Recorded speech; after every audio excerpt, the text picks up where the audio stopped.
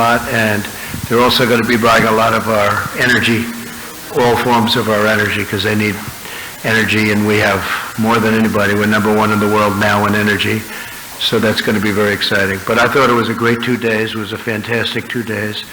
I'm going to be not at all controversial, because I don't want to blow the 2 days plus 2 days of travel on one answer, one little answer like John will ask me one little simple question, and you'll blow it out, and that'll be the end of the trip. They won't even talk about the trips. I'll be very, very conservative in my answers, if you don't mind. But we did. We had a great time. We had great meetings, and we're going for a state dinner, and then after that we get back onto the plane and we go back home. It's going to be about 19 hours, but we look forward to it. Get in tomorrow. But this is a tremendous country. It's 1.4 billion, probably at least the most people, and it's a tremendous market, and they really like us, and I think they like us more now than they've ever liked us, frankly. We have a terrific, a really great relationship between the Prime Minister and myself. So we're going to be doing a lot of things. I think it was really, really worth it. You may ask about the coronavirus, which is very well under control in our country. We have very few people with it, and the people that have it are, in all cases, I have not heard anything other. Maybe there's something new, because for 2 days I haven't been seeing too much of that news, of very much news, because it's been very all-encompassing. We've accomplished a lot here. We had a lot of meetings, as you know. But the people are getting better. They're all getting better. We brought in some Americans from a ship because it was really the right thing to do, and they're in quarantine. And we think they'll be in very good shape very, very soon. We discussed a lot of different elements. We actually discussed the coronavirus, and at this moment, India doesn't have much of a problem, they feel. It wasn't expressed that they did, which is great. And I think that whole situation will start working out. A lot of talent, a lot of brain power is being put behind it. $2.5 billion we're putting in. I see that Chuck Schumer criticized that he thought it should be more. And if I gave more, he'd say it should be less. It's automatic, with these characters. They're just not good for our country. If I gave more, he'd say it should be less. But that's what they do. In the meantime, that's all they can do. They're not getting anything done. We have so many things we could get done. We could so easily do prescription drug. Last year was the first year in 51 years where prescription drug prices went down. But we could drive them down really well if we had the Democrat votes. We need some additional votes. We would really drive them down, as you know. So with that, I think what we'll do is take some questions, and we'll go to a nice state dinner, and then we go home. Yeah, John, go ahead. Mr. President, you just addressed coronavirus, so I will put that aside for the moment. You tweeted about Justice Sotomayor yesterday, saying that she and Justice Ginsburg should recuse themselves from future cases dealing with the administration. What is the basis for your opinion on that? Well, it's very obvious. I mean, I always thought that, frankly, that Justice Ginsburg should do it, because she went wild during the campaign when I was running. I don't know who she was for. Perhaps she was for Hillary Clinton, you can believe it. But she said some things that were obviously very inappropriate. She later sort of apologized. I wouldn't say it was an apology, but she sort of apologized. And then Justice Sotomayor said what she said yesterday. You know very well what she said yesterday. It was a big story. And I just don't know how they can not recuse themselves for anything having to do with Trump or Trump-related. The right thing to do is that. Now, as a Supreme Court justice is a different standard, but at the same time, I think it's a higher standard in a certain sense. So they'll have to decide what to do. But her statement was so inappropriate when you're a justice of the Supreme Court, and it's almost what she's trying to do is take the people that do feel a different way and get them to vote the way that she would like them to vote. I just thought it was so inappropriate, such a terrible statement for a Supreme Court justice. What was inappropriate about the statement? I'm not an attorney, so I can't really look into these. Well, you know what the statement was, John. Well, she seemed to criticize the White House for running to the Supreme Court at the drop of a hat to seek a No, I don't think that was it. But I think what she did say is she's trying to shame, the way I look at it, she's trying to shame people with perhaps a different view into voting her way. And that's so inappropriate. So let's see what happens. We have things, whether or not they recuse themselves, both. I mean, look, Justice Ginsburg, during my campaign, I protested at the time. She apologized in a very minor form. And what Justice Sotomayor said yesterday was really highly inappropriate, and everybody agrees to that. Virtually everybody. I've seen papers on it. People cannot believe that she said it. Yeah, please, go ahead. Thank you, Mr. President. The intelligence community believes that Russia is trying to meddle in the 2020 election. Do you agree with their assessment? And what is your message to Vladimir Putin about potentially interfering regardless of the candidate they support? Well, what I'm reading, and again, I'm over here for the last number of days, but they went to see Bernie, and they told Bernie about something having to do with they want Bernie to win. They did not tell me. Intelligence never told me, and we have a couple of people here that would know very well. They never told me anything about that, and it was sort of a strange thing that they went to Bernie. And now I find out, if I believe what I read in some of your documents and some of your papers, that it was highly exaggerated. And frankly, I think it's disgraceful. And I think it was leaks from the Intelligence Committee, House version, and I think that they leaked it. I think probably Schiff leaked it, but people within that, Schiff leaked it, in my opinion. And he shouldn't be leaking things like that. That's a terrible thing to do. But basically, they would like to see Bernie is probably winning, and looks like he's winning, and he's got a head of steam, and they maybe don't want him for obvious reasons. So they don't want him, so they put out a thing that Russia's backing him. This is what they do. I've gone through it for a long time. I get it. I get the game better than anybody. And that's the way it is. Terrible thing to say. And they didn't say it about me. I will say this. Somebody leaked it in intelligence, but nobody ever told me that. We have Ambassador O'Brien in the audience someplace, and he can tell you that this was never discussed with us. So I think it's terrible. They ought to stop the leaking from Intelligence Committee. And if they don't stop it, I can't imagine that people are not going to go after them and find out what's happening. Yeah, please. But do you believe... Go ahead, ma'am. Mr. President, this is Madhu Bhatia Jha from Indian TV News, ABP Yes. News. And you're trying to get a peace deal with the Taliban, and India has a growing investment in Afghanistan. So the way the deal is being worked out, what would be India's role and Pakistan's role in the region? Well, I think India would like to see it happen. I spoke with Prime Minister Modi today, and I think they would very much like to see it happen. And we're pretty close. We'll see what's going on. We've got 2 days now under our belt without violence, or I guess a minimum of violence. And we'll see what happens, but people want to see it. It's very interesting, that one. Everybody's happy about it, even people that are normally against me, like 99.9% of the time, because we've been there for 19 years, and everybody would like to see it happen. I was actually surprised. I thought the Schumers of the world would say whatever the opposite is, because that's all they can do, cry and chuck. But people are they're really happy to see that we're trying very hard. We'd bring it down to 8,600, and from there we'll make a decision as to what the final outcome would be. But there's been tremendous praise for the fact that we're doing something. Other administrations have tried to do something.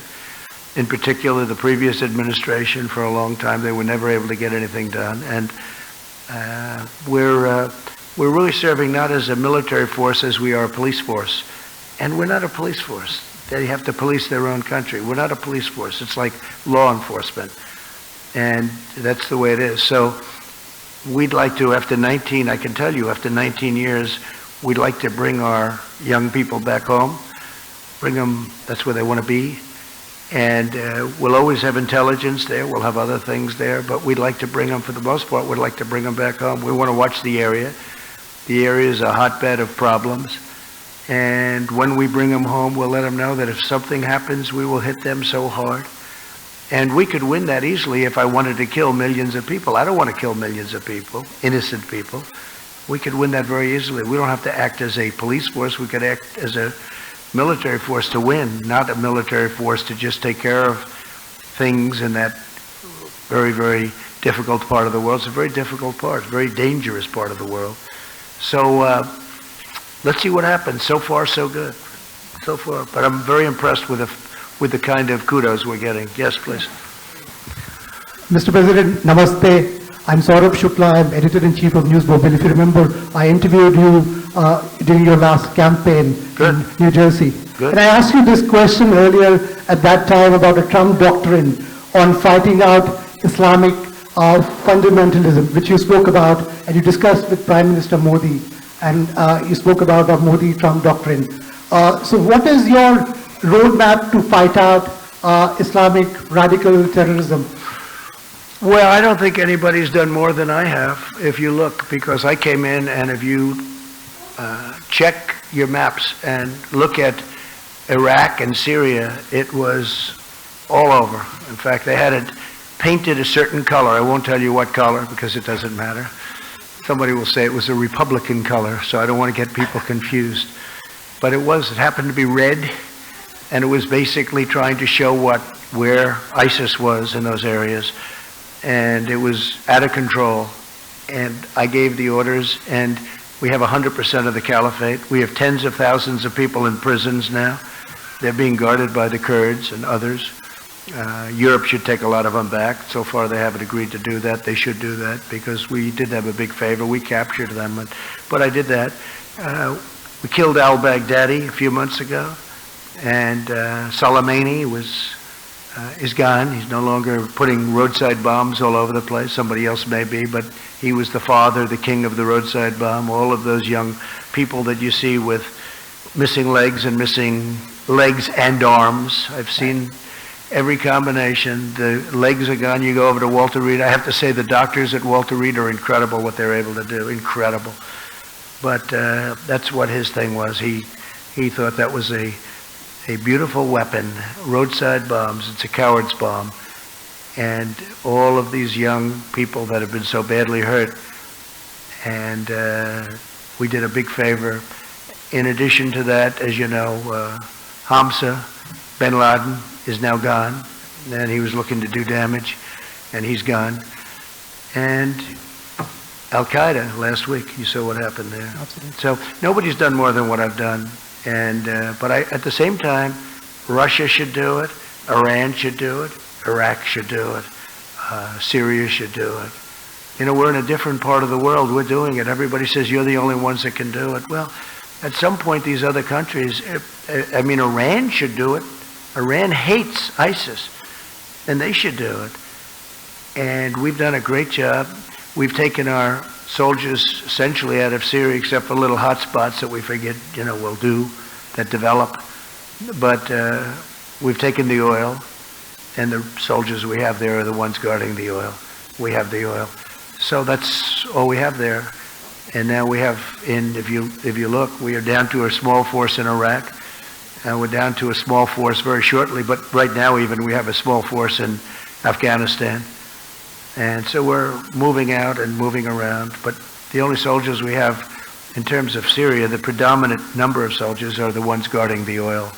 What about terror groups in Pakistan, sir? That's a big concern in this region, and there are a lot of terror groups who pose dangers to the United States and democracies like India as well. Yeah, no, I agree, but you also have other countries that can do this. The United States is 8,000 miles away, and they're all saying, could you do it? Yeah, we could do it. We've been doing it for a long time, but I've been doing it much better than anyone else has done it. I mean, what we've done in the last couple of years has been incredible. We have 100% of the caliphate. Remember, we had 99%. I'd say, good, we're leaving.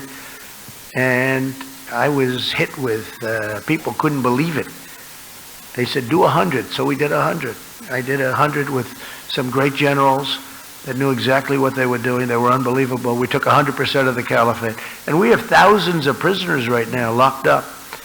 And these are ISIS fighters, and killed thousands. Not that I want to do that. I don't want to do that. But that's what we had to do. And when I came in, ISIS was all over the place. It was totally out of control. Please. Thank you. While you've been here in the country, in the capital, northeast part of Delhi, there have been violent clashes. Police have been killed, some demonstrators. 9 deaths so far, we hear, and about 100 plus injured. What did Prime Minister Modi say to you about this amended citizenship law? And how concerned are you about this kind of religious violence? So we did talk about religious freedom, and I will say that the Prime Minister was incredible on what he told me. He wants people to have religious freedom, and very strongly, and he said that in India they have worked very hard to have great and open religious freedom. And if you look back and look at what's going on relative to other places especially, but they have really worked hard on religious freedom. I asked that question in front of a very large group of people today, and he talked about it. We talked about it for a long time, and I really believe that's what he wants. As far as the individual attack, I heard about it, but I didn't discuss that with him. That's up to India. Yeah, go ahead, please. Hi, sir. Emily Goodman with the DailyMail.com. I was wondering, do you think justice was served in the Harvey Weinstein case? So I was never a fan of Harvey Weinstein, as you know. In fact, he said he was going to work hard to defeat me in the election. How did that work out, by the way? I'm trying to figure that out. He was a person I didn't like, never liked. I don't know too much about the case because, as you know, I've been over here between traveling and being at meetings almost every hour of the day, every minute of the day. I haven't been able to really see too much of it. But I was just not a fan of his. I knew him a little bit, not very well. I knew him because he was in New York. Not a person that I like. I will say the people that liked him were the Democrats. Michelle Obama loved him. Hillary Clinton loved him. And he gave tremendous money to the Democrats, and I guess my question is, will the Democrats be asking for that money back? Because he gave a lot of money to the Democrats, and, it's too bad, but that's the way it worked out. Yeah, Peter? I just want to follow up on that very quickly, if I can, Mr. President, then I have a question that I wanted to ask you. But just on the Harvey Weinstein situation, this is being viewed as a milestone for the Me Too movement. What message can you, as president, deliver to women in America who are still afraid to come forward and share their stories of sexual harassment and assault? Well, again, I don't know the actual results. I haven't seen too much because I've been in India, as you know. Aside from but this case, I think that from the standpoint of women, I think it was a great thing. It was a great victory, and sends a very strong message. Very, very strong message, Peter. Yeah, please. Can I follow up with my question? I just wanted to follow up on hers quickly. Can I, on coronavirus specifically, Mr. President, in 2014, when the Ebola situation was very concerning to so many Americans, you tweeted, "Ebola patient will be brought to the U.S. in a few days. Now I know for sure that our leaders are incompetent." In all caps, you wrote, "Keep them out of here." More than 20 Americans have now been brought back to the United States with coronavirus. By your own measure, does that mean that your government has been incompetent? No, are you pleased with the response? There's a big difference, in case you don't know, between Ebola and coronavirus. Big difference. It's like day and night. And I felt that we should bring them back. They're Americans. We should bring them back. With Ebola, it's very explosive. It's very terrible. We're making tremendous strides on Ebola with the things that we're doing, as you know. Isn't some of the money that you're requesting... Sorry, let me answer the question. But there's a vast difference in bringing, especially in around 14, was that 14 or 12? And at that time, nobody had ever even heard of Ebola or ever conceived of something where you basically, people would disintegrate. And we're still working on Ebola. We're doing the vaccine. Survived, though, right? Sorry. Yeah, we're doing a vaccine. We're doing a lot of things having to do with Ebola. We're not forgetting about Ebola. That's a horrible thing, but we have that now very much under control, other than certain parts of the Congo where they're having war and we can't get in. So we're still working on that. But as far as what we're doing with the new virus, I think that we're doing a great job. I felt that, and the decision was made in Japan, let these Americans come back and we'll see where they are, but they were immediately put into quarantine. There's no problem with it whatsoever. They're all in quarantine.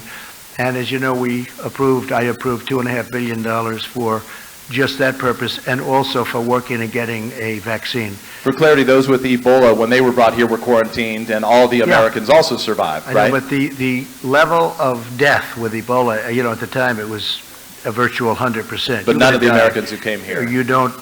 is a very good chance you're not going to die. It's just it's very much the opposite. You're talking about 1 or 2%, whereas in the other case it was a virtual 100%. Now they have it. They have studied it. They know very much. In fact, we're very close to a vaccine. Yeah, please go ahead. Go ahead, Peter.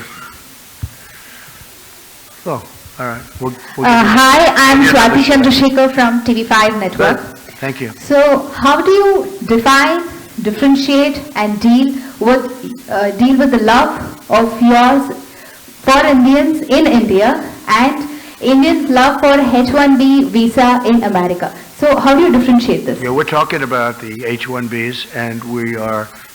Look, the relationship we have. This is not from me. This is from almost everybody that saw it. They say in the history of India, which has a long history and a brilliant history in so many different ways, there's never been a reception given to somebody like was given, and I would like to say for the United States of America, but nobody else that came here got the kind of reception we got. We gave, it was 125,000, I think, seats they had yesterday. They were full. You had thousands and thousands of people outside. Prime Minister Modi was telling me thousands of people outside. That's not uncommon for me, to be honest with you, but when I look at 125,000 seats, and that was an incredible scene yesterday. In addition, all of those people lined up from the airport to the event. It was an incredible thing. Nobody's ever seen anything like it. The ambassador just told me that he's been in India for a long time. He's never seen, in fact, both ambassadors, our ambassador and the ambassador from India, said in 40 years he's never seen anything like it, what took place yesterday and, earlier than that. But yesterday, they've never seen anything like it. So it was a great compliment. It was a great compliment to our country. I'm the leader of the country, but it was a great compliment to our country. But Prime Minister Modi said today they've never, ever had any event like that. In fact, they said usually when somebody comes in, they have to look for people to fill up the areas. They said there was something very special. Look, it's a massive country in terms of its population, and people just wanted to pay their respect to the United States, and so I appreciate it. I was a recipient in a sense, but I was just really representing the country. Yeah, Peter, go ahead. Thank you. All right, thank you, Mr. President. Appreciate it. Go ahead. Mr. President, your newly installed personnel director has begun talking with agencies about finding people in the government that are not loyal to you and perhaps moving them on. How large a list do you imagine this will be? Is this a big problem in your mind? Can you describe for us the scale of the problem as you see it? Yeah, I don't think it's a big problem. I don't think it's very many people. I think we had a whistleblower who was a fake, because if you look at the whistleblower as an example, if you look at his report and then you compare that to the transcripts, it bore no relationship. So that was a very sad situation and a lot of time wasted. Although, as you will admit, in fact, you wrote very nicely, I appreciate it, the poll numbers have gone up very much, but that's not appropriate to have to benefit by something like that. Then there was supposed to be a second whistleblower. As soon as I released the transcripts, the second whistleblower was gone. Nobody ever heard what happened to the second whistleblower. I'll ask you, where is he? Remember, the second was he or she. The second whistleblower was going to happen. It was just a matter of moments. And then I released the real call, the transcripts, which are now 100% accurate, even according to Lieutenant Colonel Vindman. So, no, we want to have people that are good for the country, are loyal to our country, because that was a disgraceful situation. Please. Mr. President, I am Akhilesh Suman. I am from Rajya Sabha Television. It's a parliamentary channel of India, upper house, like you've seen it. Good. India's concern is with neighborhood, and you and Prime Minister Modi tell that you are very good friends. What is your strategy about terrorism that is coming out from Pakistan to India? Because we have been suffering from this type of terrorism for last 20 years or so. What is your strategy? What are you going to do? We talked a lot about Pakistan. I have a very good relationship with Prime Minister Khan, very good. We talked about it today at length, actually, and Prime Minister Modi. And it's no question it's a problem, but it's a problem they're working on it. India is, it's a brave nation too. There's no pullback from India. And we just hope, and I said I'll help, I'll do whatever I have to do if I can do that. because my relationship with both gentlemen is so good. But there has been difficulty in Pakistan, and we're seeing what we can do about it. Anything I can do to mediate, anything I can do to help, I would do. They're working on Kashmir. Kashmir has been a thorn in a lot of people's sides for a long time.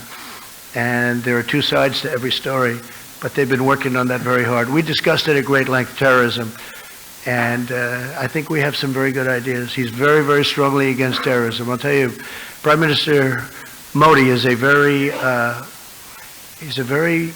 religious man, as you know. He's a very calm man, but he's actually a very, very strong person, very tough, actually. When I've seen him in action, and he's got that foremost in his mind, terrorism. He'll take care of it. Please. Go ahead. You, right here. It's fine. Right there. Mr. President, thank you. The backbenchers have been waiting for far too long.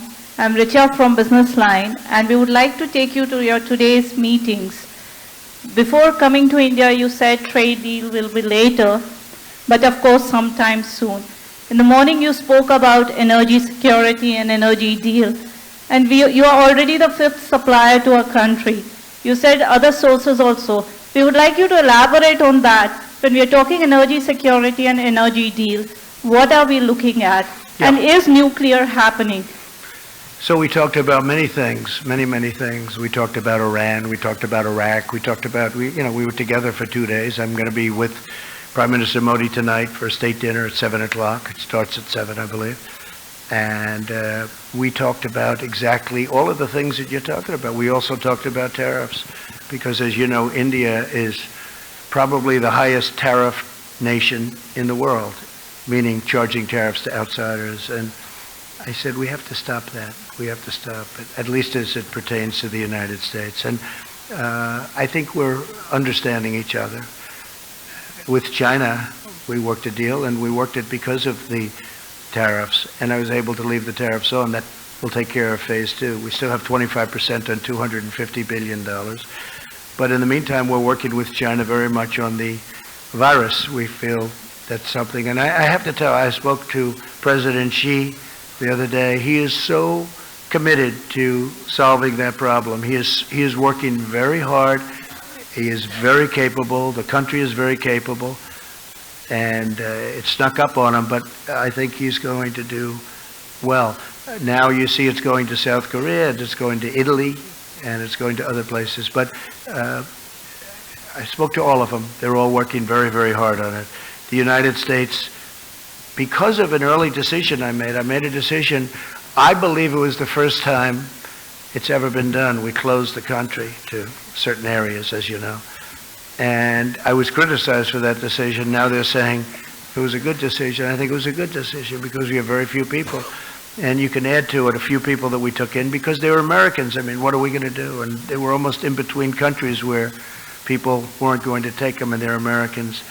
But they're fully quarantined. They call it fully quarantined. So, we did the right thing.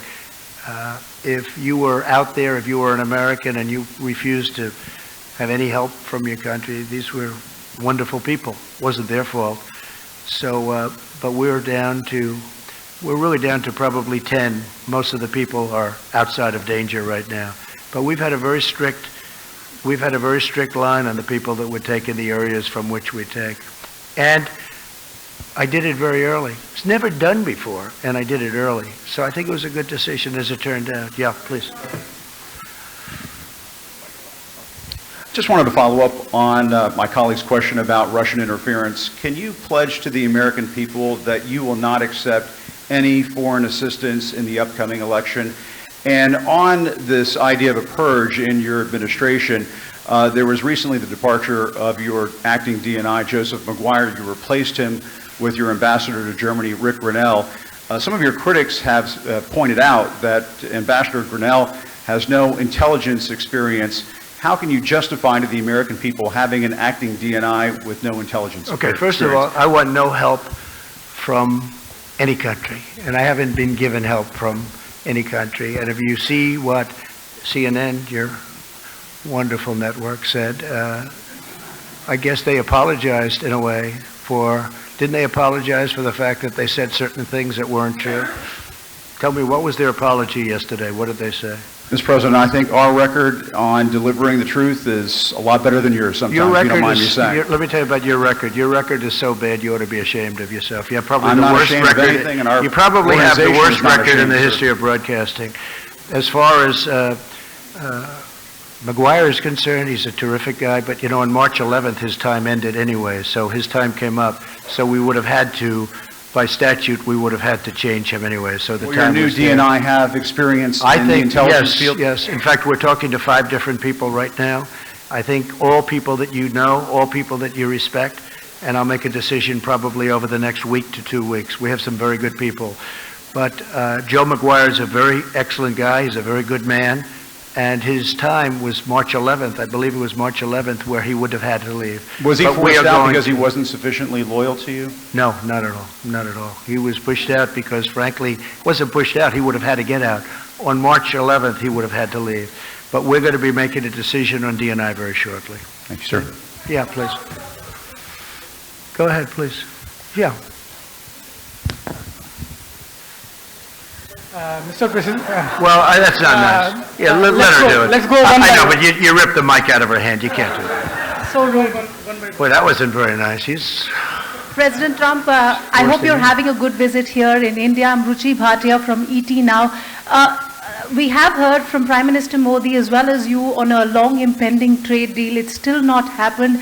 Even today we heard both you and him talking about how in future there is going to be one. Have you been able to figure out the kind of differences that were there earlier? we know especially on data localization, that has been one of the sticky points. Sure. We know the problems. I know the problems. Previous administrations had no clue. They didn't know the problems. I know the problems. We're being charged large amounts of tariffs, and can't do that. Can't do that.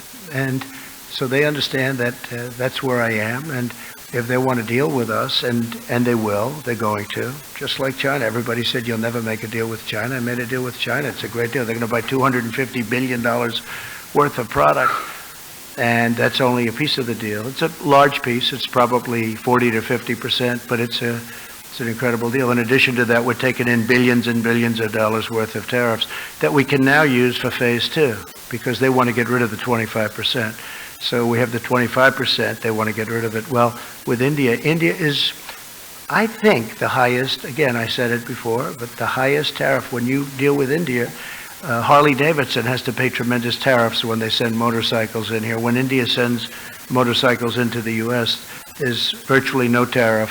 For the most part, there is absolutely no tariff. So I just said that's unfair, and we're working it out. We're working it out.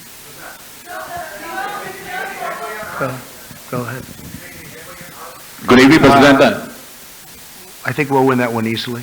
We're working on that. Yeah, we're working on that. Yeah. Good evening, President. This is It's just not a Anurag fair Patel. situation when one company is paying 100% in the case of numerous companies, not just Harley, but where they're paying tremendous. And actually, tariffs were raised not too long ago. And we also did something. There was a form of rent control that was, if you put it in a different sense, it was given to India, and we terminated that. You know that. We terminated it. No, we're talking. We have great discussions. Look, I can't lose this. I can't lose it. You know what? I'll never lose it. It's too easy, because I want reciprocal. It has to be reciprocal.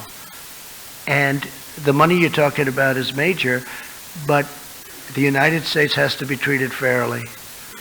And India understands that. The relationship is outstanding, but India understands that.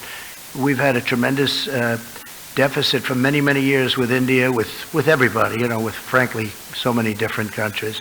We've had a massive, massive deficit, but a large deficit, $30 billion with India. It's now down to $24 billion because of what we've been doing, but still, that's too high. We shouldn't have a $24 billion deficit. With other countries, we have more than that. Japan, we're doing now, $40 billion is coming in. A lot of very good deals are being made, and they'll be kicking in toward the end of the year. I would say if the deal happens with India, it will be toward the end of the deal. And if it doesn't happen, we'll do something else. It'll be very satisfactory. It'll be very good. Go ahead. Who else? Yeah. President, my question is that you said at the time of the Article 370 abrogation that you would like to mediate in Kashmir, but India rejected it. No, I'd What like is to be your- able, what is no, your- excuse me, I didn't my say. question is Wait, something different. wait. I didn't say that. I didn't say anything about that. I just said Kashmir, obviously, there's a big problem between Pakistan and India. And I think they're going to work out their problem, but I will say they've been doing it for a long time. Okay, my question is something different at the moment. What is your position at the moment on India's Citizen Amendment Act at the moment? I don't want to discuss that. I want to leave that to India, and hopefully they're going to make the right decision for the people. That's really up to India. President, Yeah, good go evening. ahead, please. Thank you, Mr. President. Okay. My name is Nilüfer Sahravardi, an Indian journalist, and I have a very simple question. Go ahead. Now, back home, when you reflect upon your tour of India, the first diplomatic visit to the country, how would you describe it? Cultural diplomacy, Trump diplomacy, or do you have any other word for that? Well, first of all, I describe it as incredible because when I looked at the various things, like today, when we went, you probably saw where we were, and when you look at all of the things that we've seen today, when we look at yesterday the Taj Mahal and other things, in addition to working in between and even during, where, you know, we worked very long and hard with representatives from India, most particularly with the Prime Minister. I just think it's an incredible country. It's got unbelievable energy. You see that when you come in from the plane. When you see from, I think I can say, virtually from the plane to whatever venue we were going to, it was wall-to-wall people. They've never seen anything like it. Somebody said it was the greatest greeting ever given to any head of state from any country. Now, India has more people than any other country, a little bit more than China, a little How would you bit tiny. describe it diplomatically? Is it Trump diplomacy? I think the diplomacy? diplomacy is a diplomacy of great friendship and respect, and I think it's going to all work out very well. I really do. I admire your country tremendously. I respect your Prime Minister tremendously, and I think it's really a diplomacy of friendship, and I think it's going to work out very well. Okay? Okay? Go ahead, please. Please, go ahead. Right next to Steve. Thank you, Mr. President. As you know, the Chinese government recently ejected several Wall Street Journal reporters. What is your administration considering to do in retaliation to that move? Are you considering banning or restricting the access Chinese journalists, for example, have to the United States? So I haven't really been given a full briefing on that. We're going to look at it. We will look at it. It's something that I don't like to see. I don't think it's fair because we give very good access. Maybe some people would say we give too good. I don't believe in that. I think we give very good access, so I don't think it's fair. But we'll have a decision made on that relatively soon. Okay? Thank you. Good question. Please, go ahead. Go ahead. Go ahead. Venezuela. So will you allow Indian companies to continue to buy Venezuelan oil from third parties, especially when you have sanctions? Well, you'll be seeing roadmaps? something on that in the not-too-distant future. Yeah. So there could be more stringent sanctions against Venezuela? There could be very serious sanctions. Or against the Indian companies continuing Now, to what's buy the happening in Venezuelan? Venezuela is so sad. People are starving. Here's a case where a country was wealthy 15 years ago and very wealthy 20 years ago. Very, very wealthy. The wealthiest in all of Latin, South America. The wealthiest. And by far, not even a contest. And when you look today, they don't have water. They don't have basic food. They have no medicine. It's incredible what's happened in Venezuela. No, we're watching Venezuela very closely. We don't like it. We don't like it. Not at all. Okay?